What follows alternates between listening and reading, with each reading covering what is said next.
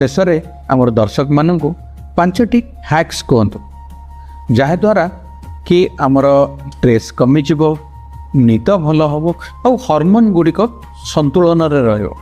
ନିଶ୍ଚୟ ଦେଖନ୍ତୁ, ଏଇଟା ହେଉଛି ବର୍ତ୍ତମାନ ସମୟରେ ଗୋଟେ ମାନେ ସବୁଠାରୁ ଗୁରୁତ୍ୱପୂର୍ଣ୍ଣ କଥା, କେମିତି ଆମେ ଷ୍ଟ୍ରେସ୍ରୁ ଆମେ ନିଜକୁ ବଞ୍ଚିତ କରି ରଖିପାରିବା। ନିଦ ହେବାଟା ଭଲ ହେବା ଦରକାର। ତାହା ପୂର୍ବରୁ କହିବାକୁ ଚାହିଁବି ଯେ ଦୈନନ୍ଦିନ ଆମେ ବ୍ୟାୟାମ ନିଶ୍ଚୟ ରୂପେ କରିବା ଦରକାର। ବ୍ୟାୟାମ କରିବା ଦ୍ୱାରା କ'ଣ ହୁଏ ନା, ଆପଣଙ୍କ ଶରୀରରେ ଯେତିକି ବି ରକ୍ତ ରହିଛି ତାହା ଆପଣଙ୍କର ବ୍ୟାୟାମ କରୁଥିବା ମାଂସପେଶୀକୁ ଚାଲିଯାଏ ଏବଂ ମସ୍ତିଷ୍କରୁ ସେଇ ରକ୍ତ ପ୍ରବାହଟି କମିଯାଏ, ଯାହାଦ୍ୱାରା କି ମସ୍ତିଷ୍କ ଡଲ୍ ହୋଇ ଶୋଇପଡ଼େ।